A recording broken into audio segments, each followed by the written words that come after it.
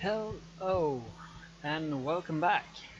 Okay, I'm going with another set for my readings and I'm having another microphone. So I have no clue how this will work or sound like, but I hope this is better than the other I had. So, without further ado, Monster by Blackwing. Innuendo.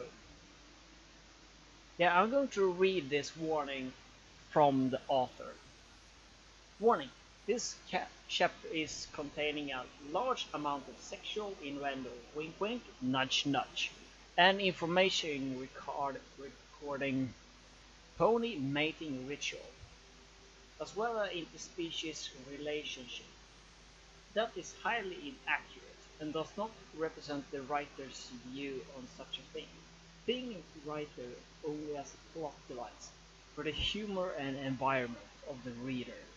There will be no sex in this chapter whatsoever, and this is no plot thing. Now, the disclaimer is out of the way, on to the chapter. And yes, here we go.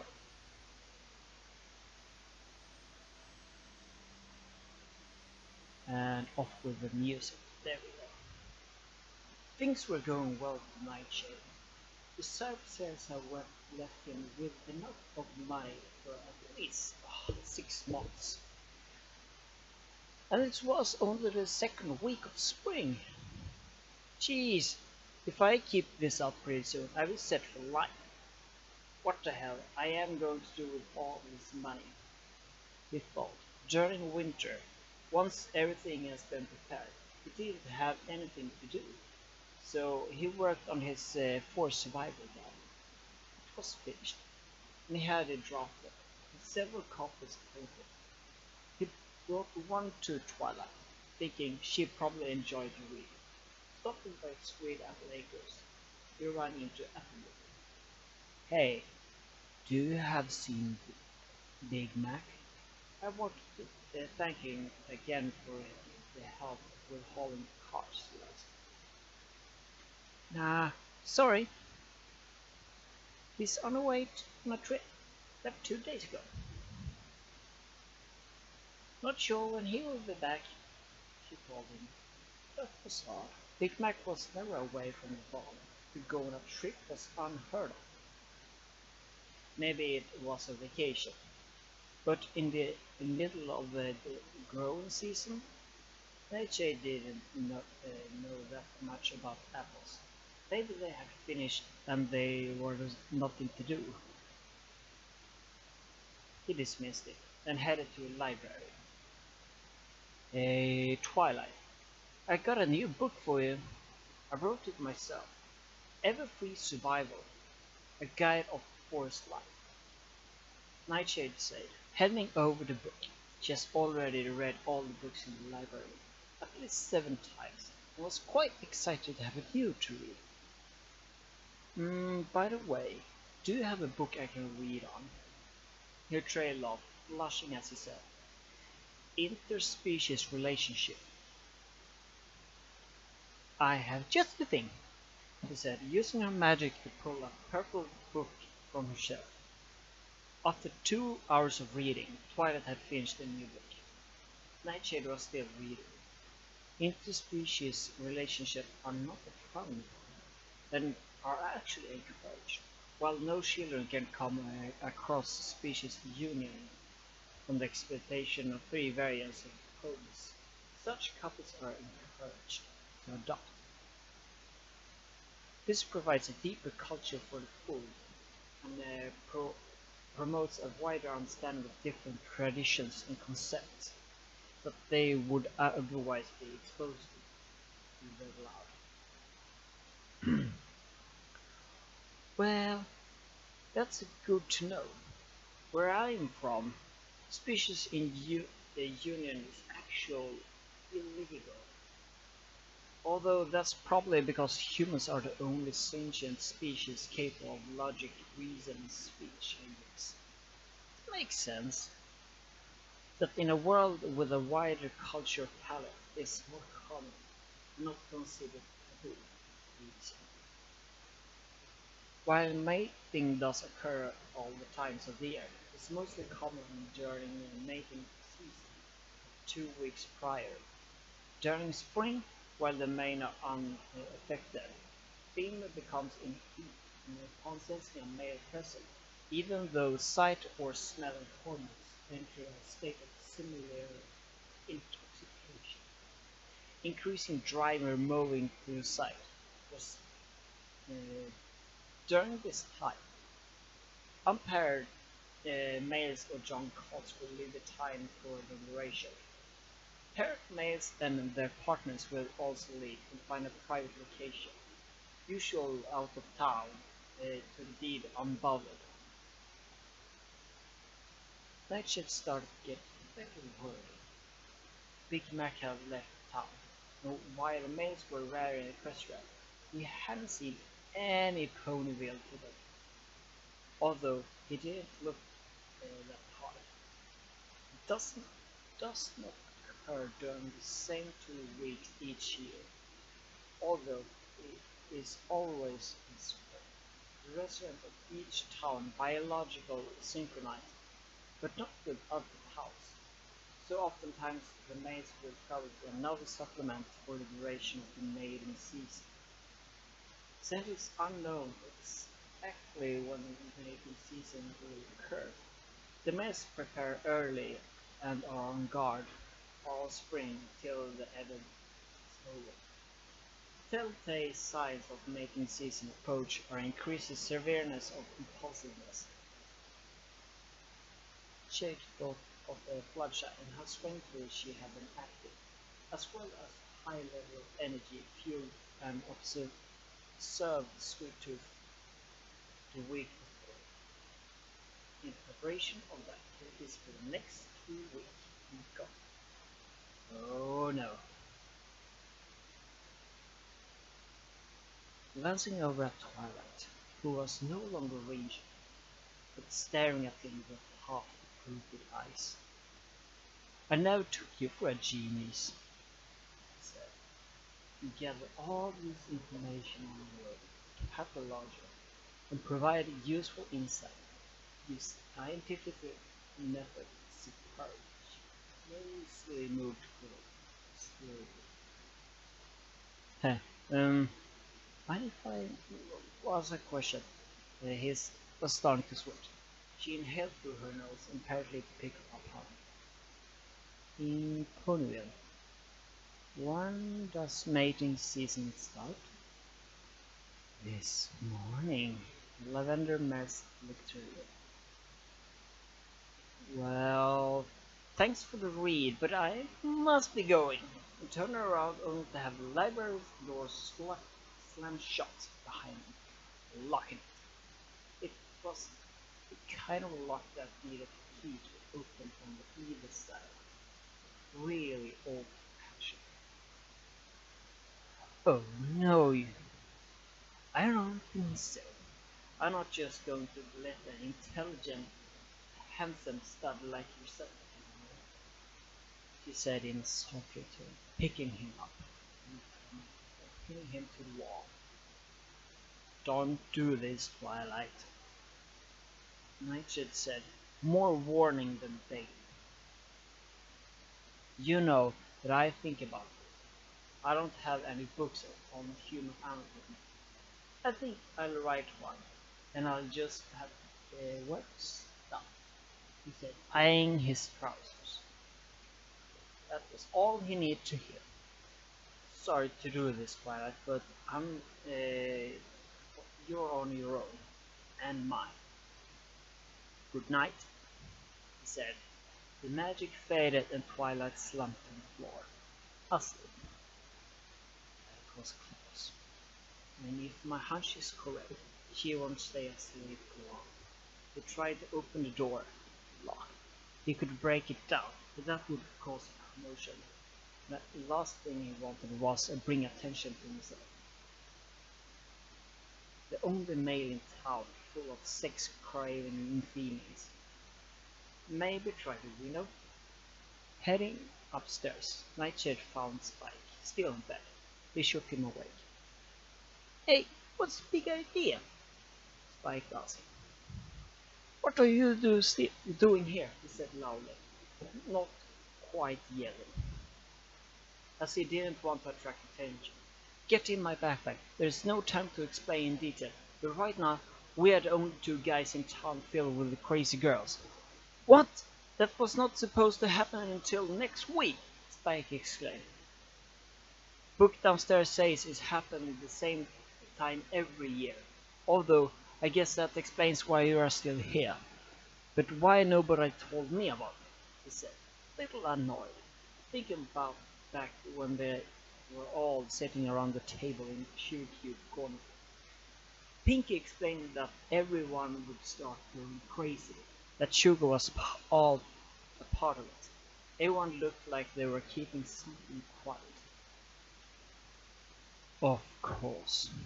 They set me up. I knew they were hiding something. Come on, Spike. We need to get out of town.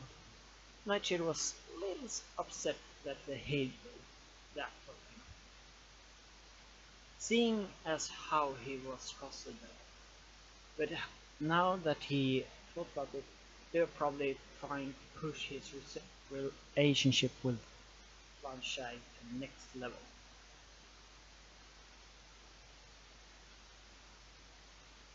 Wasn't there a friendship lesson or something about not trying to force something became natural? Oh yeah, I got thrown out when he got the Crusader that cutie. Spike climbed out into his backpack. The Nightshade jumped out of the room, slowly jumping down the branches of the tree, sneaking into an alleyway. Okay, Spike, he said over to his shoulder. The dragon popped out of the backpack and gave a nod. Okay, here's the plan. We're going to try to get to the forest. Nobody will follow us in there, and all the different forest scents will mask our own. It will be fine, since I lived in a forest before. We put the dragon's worries to rest before he started them. It's just that there are four things we need to avoid at all costs, and they are a large crowd, Pinkie Pie, Rainbow Dash, and Fluttershy. Nightshade. Why? Why? The pint-sized dragon inquired. Well, if we get in front of a large crowd, there will nowhere could put all of them to sleep. They all have a much more energy due to season. And so the earth ponies will be stronger, Pegasus will be faster, and the unicorns will have stronger magic. If we get in front of a crowd, we can kiss our virginity goodbye. John may be young, so they will probably less attract to you. But they're crazy, and they still might go for it, he explained. Pinkie Pie? He asked. She ate so much sugar this past week, she's going to have more energy than the entire crowd combined. And given her randomness, unless we can hide, we can't sure get caught. And I don't feel getting ridden by a hyper pink pony till I die, he said. Spike nodded in agreement. Rainbow Dash is fast, probably the one I couldn't outrun, other than Pinkie with her strange ability to pop up anywhere. Spike was listening, proceeding for information. As for Fluttershy, I got a soft spot for her. If she asked me, I wouldn't be able to say no, which is why we have to avoid all of those three at all costs. Well, what about Twilight? Applejack and Rarity? Spike asked, his eye widening when he mentioned his favorite white unicorn. Well, Twilight is passed out on the library floor. Although I don't know for how much longer. Applejack can just avoid by staying away from her farm. In fact, she's probably working her off her excitement during bucking apples or hauling fertilizer. She might actually be more of a help than hindrance. As for Rarity, if I can handle Twilight, she won't be a problem at all. She's most reserved of the group, say Fluffy. Although that isn't much saying, considering how she has been acting lately. My kid said, blushing, thinking about how she had kissed him. What do you mean? Spike didn't understand. Let's say Fletcher hasn't been living up to the main shy part of her mindset, he said plainly. Oh, was all Spike could say. Together, they went over a plan to getting out of the town. They would head across the street into Shoe Cube Corner, hopefully avoiding Pinkie Pie, and into Sweet Store's roof. From there, they would head into from roof to roof to the edge of town. Once they were out of town, they would hole up in his house until the next 2 weeks. Besides, Nightshade has always wanted to get to know Spike a little better, being the only few guys on. I don't want to interrupt you, but there's a crowd of mares over there. They're coming this way, said Spike nervously. They both swallowed hard. Only place to hide is in Russell the tea. The back door was in the alley were hiding. They slowly pushed the door open and they heard a humming as Rarity was working on Jess. Oh my, you two surprised me. Didn't you know it's impolite coming into the latest battle without asking? She said. That phrase can be more than one thing. By judging by the way she said it, she was clearly meant that second less obvious one. Sorry to disturb you, Rarity. We are hiding from a crazy mob outside, he said, scratching the back of his head. We? Rarity asked. Spike popped out of the backpack, and his mouth started watering. Well, hello, Rarity, he said, trying to sound sweet. Great. Now Spike was going too. He wasn't even in heat. Cool it, lover boy. I'm sorry for that I'm about to do. Rarity, but if we were safe, the Spikes, we're going to have to knock you out. You'll be back out in 10 minutes, or you will be gone. With that, the unicorn passed out on the floor. Spike looked like he had hit the jack. No way, pal. You're too young to even think about doing that. Besides, when the season is over, what would she think about you taking advantage of her in her sleep? Dude, a minute for the word to sink in, and Spike snapped back to reality. Yeah, you're right.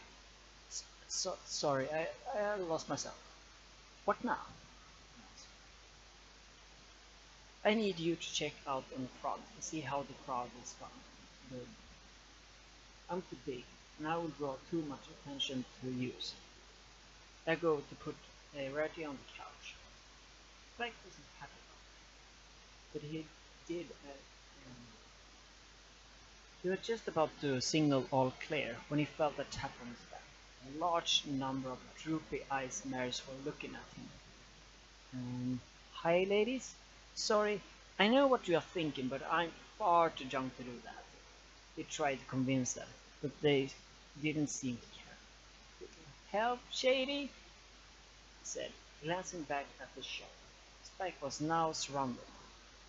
No, I'm saving myself for Rarity, he screamed, when the white cloak blur sped out the storefront, landing in the circle, snatching the draconian child to a leap over the crowd. Bell through the door of the Shoe Cube corner. It was dark inside. Good. And where it was so. Thanks. That was a bit too close to call. Spike said, a little worried. I don't think we saw which they were wearing. Shady. Just that actually about leaving you behind. Call me Shady if you want to have it, he said. They both started laughing, only to find that there were a third voice, giggling. The only two males in town, said in the same time. Pink. Pink pony came out from the shadows, taking a look around. Nightshade noticed that while the light was off, there were some candles and protective lanterns hanging around. Presumably set to set the mood. How Pinky knew that they would be there, well, that's just being Pinky.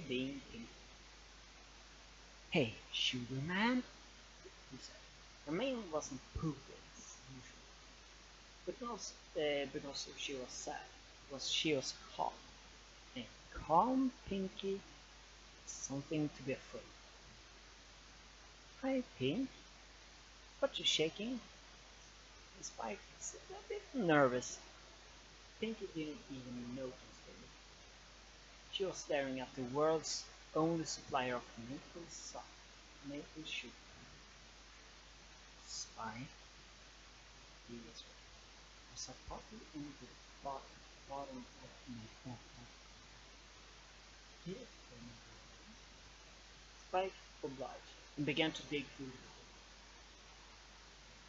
He had brought it with him because of knowing how much she liked it. He was going to give it to her after he was done at twilight. He had hoped it would bail him out of this sticky situation.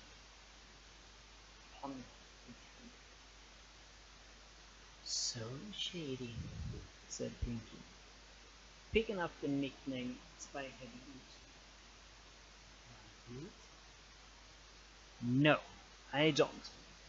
For one, I never done it before, and I saved myself for the right person. Second, no, he said sternly. Oh my gosh, never thought, never done it either. You never done it? You never done it? We should totally do it. Then we could have a Pinky and Shady did it party. This Mary is clearly crazy, but not her usual sugar crazy. The answer is still no, he said, trying to hide his growing blush. Being surrounded by so many females, all wanting one thing, that started to take a toll. Spike, hurry, he whispered over his shoulder. Well, the answer is no. At least let me have to try some else. She was licking her lips. Just a minute. Any day now, Spike, he said, no longer trying to hide the dragon's presence. I'm looking, he called back. Oh no, not that Syra, said Pinky. Your Syra. She put her hooves on either side of his waist and reached it down with her mouth, trying to pull his belt with his teeth. Got it! Yelled Spike. Nightshade quickly snatched the bottle, opened it, and shoved it into Pinky's mouth. She began sucking on it like a baby bottle, lying on the floor, holding it between her hooves. Well, that's one of the three done, but that maple syrup won't last long. Given the red shoe going through it, let's head out of here, on the rooftops. We should be able to avoid it, notice, except for the Pegasus. They headed upstairs and found their way to the roof. Running on the roof, they escaped noticeable all of the crazy ponies but one, a rainbowed mane one. Found ya! Dash yelled. She flew straight at the helpless Nightshade, tackling him, sending both into the distant wood. Got you, she said. Nightshade landed on his back, crushing his spikes. Fine. If we've got to do this, I got one condition. I'm on top, he said, thinking quickly. He needed to get off the spike, and he didn't want to crush the poor guy. Nope. You try escape. I'm not fond of that. Now she was getting smarter. Having shifted a bit of his weight of spike, the dragon was now free to move. Rainbow closed her eyes and gave him a kiss, only to meet a dragon lips. She recoiled. Ah, Spike! She screamed. Spike! Fire now! Nightshade, yeah. Spike gave a breath of fire, caught up in Rainbow's mane of fire. She jumped off and sped to a nearby lake to douse herself. She turned around to see the dragon-human duo get up and begin to run out. Rainbow flew straight up into the air. We lost her, Spike exclaimed. Not just yet. Look up. Nightshade said calmly. He's about to do a sonic rainbow. Like a bird of prey, she went into a dive, picking up speed. At the moment, a green mist began to swirl around the pair. Say, Spike, have you ever break the sun barrier? He asked the spring, the pint-sized partner. No, Spike was a bit worried. Well, you're about to keep your head down. At that moment, Rainbow broke the sound barrier. With the adrenaline from the speed, plus the added fear from being caught by Pegasus, he passed the speed of sound immediately. A double boom rocket ponytail, causing several shattered windows. New plan, Spike. Forget my place. We run into open field. You got tired eventually, right? Nightshade hoped. Both of them moved at the speed of sound. He only used 2 years to get himself started. The entire time he was sapped with stamina from dash. This circled around Pungo. How much freaking endurance do you have? He called to the Pegasus next to him. Apparently, she heard him, which could be impossible since they were moving that fast. As soon as I catch you, I'll be glad to show you, she called back, not even winded. After running around Pungo about 200 times, Nightshade finally had enough. There's no way I can lose her like this. Slowing down slightly below the speed of sound, Nightshade allowed a wall of air in front of him. He jumped, kicked off the dense air mass, did another sonic rain, another sonic boom, now heading to the opposite direction, straight toward Sweet Apple Acres. His little maneuver gave him some distance in dash. He crashed through the barn door, Spike being tossed from his backpack. He quickly got up, slammed the barn door shut, putting the door bar on the inside. Rainbow slammed into it, but it now sweated, as even though he had taken standing, he couldn't dispense the heat left to the right. Before he found a bucket of water and dropped it on the inside. Why, hello, my handsome, he heard a voice behind him. Not you too, AJ, Nightshade said. What are you doing in my barn? She asked, trying to avoid Prometheus Pegasus, he said with dread in his voice. I see I want a real man, she said, and she walked toward him. No, thank you. Maybe I should get to go. He backed up against the wall. I still have paid you back for hiring proven cops, she said, drooping eyes. If it means that much, you can bake me an apple pie, he said, trying to change the subject. Oh, I'd rather have an apple pie. One that only you can eat all day long. Applejack said, turning her back to him and flicking him the tail. I think I passed. It's only getting her meal. You know that their maple syrup makes a mighty fine caramel. What do you say about we go lay in the hay and bale and make some candy apples? Applejack said, walking over to the back of the barn. Rainbow Dash was pounding on the barn door. Well, I must be going. Then a nice visit. Suddenly, Nightshade found one of his legs caught by a lasso. I wasn't asking, I was telling, she said with a rope in her mouth. grabbed onto the bar door bar and held on off to his legs. Into the air of the pony sprung foot. Looked over. He saw Spike get up. Spike, I was wrong. I'd much rather put up a rainbow than AJ. Open the door, we're getting out of here. He yelled. He lost his grip on the door, fell over to the ground. Applejack standing over him.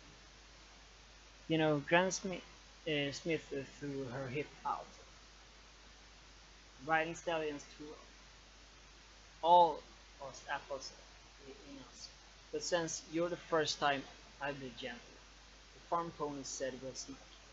Too much info, AJ, yelled Spike, throwing the bar door off. At the moment, Rainbow Dash had been preparing to burst through the door in charge. The door opened suddenly, and Rainbow flew through and colliding with Applejack, landing a very compromising position, quite literally in the head. Nightshade and Spike just laughed while they tried to regain their bearings. Hey, you two, great couple, he said, laughing. Yeah, lovebirds. Obvious want some privacy, joked Spike. The little dragon climbed onto his back, leaving the two confused men behind. Nightshade and Spike reached the house and ran inside, barricading himself using a dresser. Phew, that was too close. He almost busted, what, 3 times 6? By the way, thank you for saving Spike, his huff. Even being able to drain energy from the nuclear reactor nerves around town was at his wit's end. These crazy people. That's when they heard us. Oh no. Fletcher was in the house. He had just barricaded himself within. She had a telltale bedroom eyes. Her tail swished back and forth, and she had a sore-throat smile. Oh, really? Such a big stallion you are. She was clearly loopy. Please, Bloodshed. I had one heck of a day running away from your pets, and the rest of you that's matter, he said, trying to appeal to her good nature. Oh, poor dear, calm down, and let Bloodshed make you all better, she said oogling. Do you think it would be okay if we... She interrupted. Bloodshed had put his hands over his face. I know what you're about to going to ask. I can't let myself hear you ask that, because I won't be able to refuse, he said. She looked at him a little sad. Listen, Bloodshed, I like you, a lot, but we are not ready to do that yet. We're fit, and we still haven't known each other that long. If we decide to do this, it will be when we are ready, when we make a decision, when you're back being yourself, not when you're intoxicated by hormones. Right now, it's just too fast, and I hate to do something when we're not ourselves. It might be regretted. Not that I'd regret it. It's just too soon, he said, trying to be as gentle as possible. Fletcher seemed to go back to a little normal thing. Spike has already pushed the dresser out of the way of the door. I understand, she said, kissing him on the forehead. Now, go, before I change my mind. She ran her tail over his face, trying to prepare perhaps to make him change his mind. I see you in 2 weeks. Please take care of Scoots while I'm gone. By the way, what is she? She asked. Right here, Dan. Schooler was completely normal. Of course, she was underage, so she wasn't affected by it. Nightshade and Spike headed into the forest, where they would be undisturbed. What do we do now? Asked Spike. Well, do you like fish? Nightshade and Spike spent 2 weeks in the forest. Nightshade catching fish. Spike gathered wood and tendering the fire. They had a good time, learned a bit of each other. They had saved each other several times, from the mares in towns and working together, surviving in the forest. Once forged in the fire and the strongest of all. After 2 weeks were over, the pair walked out of the forest and called themselves brothers. Living in the forest has caused Spike to be buff. He had visible muscle, which he thought was fantastic. Taking a look at the nightshade, he saw his own written figure. Believe it or not, brother, I was a string before I came to Australia. 2 years in the forest and half a year working in town. Look at me now. You're just still a kid. And look at you already. Once you're grown up, Rarity is going to have a hard time keeping her hooves off you. They both laughed. Hey Shade, this was fun. You think you can go camping sometimes again? Spike asked. You bet. Hey, they can camp all summer if you want. Once syrup season is over, we can bring Scoots with and anyone else who wants to come. Just comfort from home. We gotta be willing to sleep in the trees. The pair arrived at Nightshade's house and opening the door. The main six, as well as Big Mac, were there, and they were back to normal. Well, well, well. Is there something you all want to say to me? Something about not telling me about mating season? He said sarcastically. All let out a weak laugh. I project apologies first. Heh, sorry, Shade. We thought it would be kind of funny if you were in town when we weren't ourselves, she said. We were confident that you would be able to care for yourself. That you wouldn't take advantage of us in our uninhibited state, Rarity explained.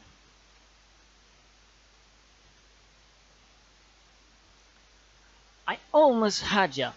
There was no way I'm going to let somebody else get only one capable of keeping up with me. Rainbow was next. Rainbow Dash! Twilight was mad. You know maybe faster than me, but I'm smarter. There's no way you could have caught me, Nightshade said. You know the whole you and me a quiet spot is off there is open. I wonder if it's possible to do a supersonic speed. Rainbow, the entire group yelled. I'm kidding, alright. You know, I know you belong to Cloudshire. Cyan previously was met with angry glares of the rest, except for Mac. Cloudshire blushed, but they thought about he belonged to her. Well, he did agree it would be her special something. I have to say, it was a good prank, Big Mac said. Oh, sorry about that. I have to say, it was a very good prank, Big Mac, Twilight said. Wait, what do you mean by your idea? Twilight asked the stoic red stallion. Yup. Well, I just have to remember this. I will get you back, Big Mac. But it will have been real last expected, he said sternly. Everyone laughed, including Mac himself, until they were interrupted by Celestia and Luna, teleporting into a room. They have strange-looking eyes. Nightshade had required your service. Nightshade, we require your services, Luna began. It's currently mating season in Canada, as we have royal duties that we are unable to perform. Should we have to care for some foals, we cannot take the chance. Oh, so you can avoid the craziness, he said. Actually, since you're the only eligible worthy of non-equine, we need you to come with us to relieve us of our urges. Celestia said. Luna looked pleased. I'm shocked pale that you two would suggest such a thing. I belong to bloodshed, and to do what you ask is would be a terrible betrayal. Nightshade said, trying to find an excuse to deny the pair of all powerfulness. Oh, I don't mind. Bloodshed, back in her usual things, but not entirely, as she said with a hint of lust in her voice. Nightshade grabbed the Spike by the tail and ran his ass off into the forest. It's the good for Equestria, Celestia called after him. At this point, it was clear that she was actually not trolling, she was serious. Once within the forest, back at the campsite, Spike was working on making a fire. Fish? He asked. Fish. Um, okay. Damn. That was quite good. Um, yeah. That was one more chapter, and I hope this microphone did the trick, because I don't have any. I'm reading it right raw. Out.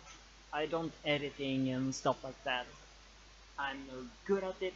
I'm good at reading, mostly for myself, but I'm training to be good at reading aloud to you people. So this was Innuendo by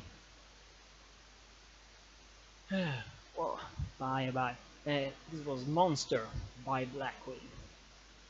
Yeah, see you next time, and hopefully it will be good. That one too. See ya.